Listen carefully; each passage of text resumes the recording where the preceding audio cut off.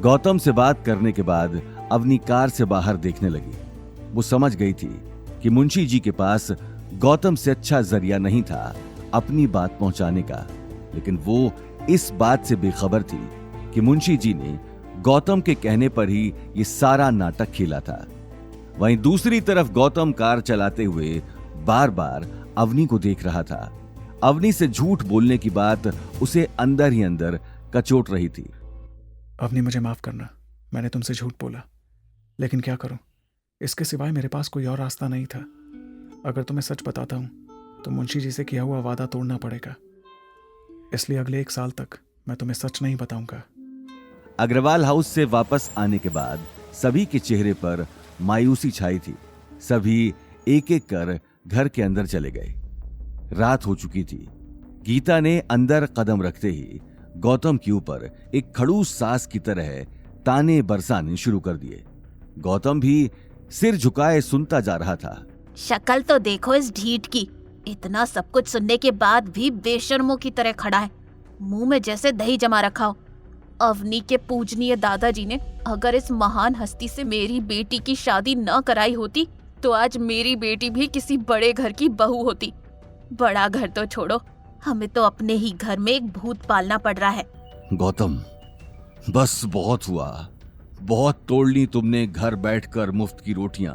तुम्हारी वजह से हमें हर वक्त लोगों के सामने जलील होना पड़ता है, इसलिए अब कहीं ना कहीं जाकर जॉब ढूंढो। हमारी हालत तुम जानते ही हो। अब हमारे पास इतने पैसे नहीं हैं कि मुफ्त में तुम्हारा भी पेट भरें। अरे अगर आज इसके पास कोई ना कोई नौकरी होती तो उस सिद्धार्थ को इतना कुछ कहने का मौका तो नहीं मिलता। Mom, dad, I am sorry, मेरी वजह से आपको लोगों के ताने सुनने पड़े, लेकिन ऐसा नहीं है कि मैंने कोशिश नहीं की। मैं जहां भी जॉब के लिए जाता हूँ वहां बात बनते बनते बिगड़ जाती है। तो फिर साफ बोल दो कि जिंदगी भर हमारे सिर पर ही नाचना है। छोड़ो गीता, तुम भी कहां भैंस के आगे बीन बजा रही हो। गौतम ने अपना सिर शर्म से नीचे कर लिया। अवनी बिना कुछ कहे उसे देख रही थी। मैं कोशिश करूंगा कि जितना जल्दी हो सके कोई ना कोई नौकरी मिल जाए। कोई जरूरत नहीं है नौकरी ढूंढने की। कोई ऐसी वैसी नौकरी करोगे तो भी लोग ताने देंगे, उन्हें तो नया टॉपिक मिल जाएगा। इसीलिए यहीं घर बैठो और घर का काम करो। अवनी की बात के आगे गौतम कुछ कह नहीं पाया। गीता भी अपना सिर पकड़कर बैठ गई और गुस्से भरी निगाहों से गौतम को देखने लगी। अब जाओ, यहाँ खड़े खड़े किसका वेट कर रहे हो? जाकर खाना बनाओ। गीता की तीखी आवाज सुनकर गौतम किचन की तरफ चला गया। अगर दाल में नमक थोड़ा सा भी ज्यादा हुआ तो वह सारी दाल तुम ही बैठकर खाना।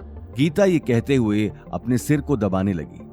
अपनी मॉम को इस तरह देखते ही अवनी उनके पास आकर बैठ गई। अवनी बेटा, क्यों जिद ले रखी है इस आदमी के साथ रहने की? अरे तेरे सामने इतना बड़ा रिश्ता है और तू उसे ठुकरा रही है। भगवान बहुत ही कम लोगों पर ही मेहरबान होते हैं, उनका आशीर्वाद मत ठुकरा। तलाक दे दे इस आदमी को। मॉम, आप ये बात कितनी बार भी दोहरा लीजिए, मेरा जवाब नहीं बदलने वाला। मेरा जवाब वही रहेगा, मैं गौतम को तलाक नहीं दूंगी। आखिर उसे तलाक देने की कोई वजह भी तो होनी चाहिए। उसने आज तक मुझसे ऊंची आवाज में बात नहीं की, मेरा हर कहा मानता है और तो और अपनी पूरी कोशिश करता है। अब अगर बात नहीं बन पाती तो इसमें इसकी क्या गलती? गीता ये बात कहकर सोफे से उठकर वहां से जाने लगी। तुझे तो कहना ही बेकार है। जब अपने बच्चे ही खुद की जिंदगी बर्बाद करने की ठान चुके हो तो माँ बाप भी क्या करेंगे? ये बात बड़बड़ाकर गीता कमरे में चली गई। अनिल भी परेशान होकर दरवाजे से बाहर निकल गया।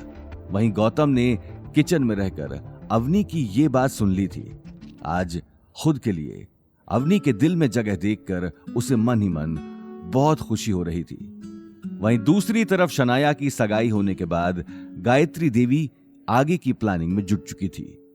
रघुवीर पंडित के बेटे के साथ शनाया की सगाई करवाकर उसे कहीं ना कहीं एक उम्मीद नजर आ रही थी। साथ ही एक उम्मीद उसे इस बात की भी थी कि अवतार ग्रुप जोधपुर में सबसे बड़ा शॉपिंग मॉल बनाने जा रहा था, जिसमें बहुत सारे आर्किटेक्चर फर्म्स ने अपनी एप्लीकेशंस भेजी थी, जिनमें से एक है अग्रवाल ग्रुप। अपने पति हिम्मत अग्रवाल के जाने के बाद गायत्री देवी ने सारा बिजनेस अपने कंट्रोल में कर लिया था। पर कुछ सालों से कंपनी लॉस में जा रही थी और गायत्री देवी किसी भी हाल में अग्रवाल ग्रुप को फिर से टॉप पर लाना चाहती थी और इसके लिए उनका डिजाइन सिलेक्ट होना बहुत जरूरी था। आगे की कहानी जानने के लिए देखिए अगला एपिसोड सिर्फ पॉकेट एफएम के यूट्यूब चैनल पर और रॉयल वारिस के सारे एपिसोड्स को सुनने के लिए डिस्क्रिप्शन में दी लिंक से डाउनलोड करें पॉकेट एफएम ऐप।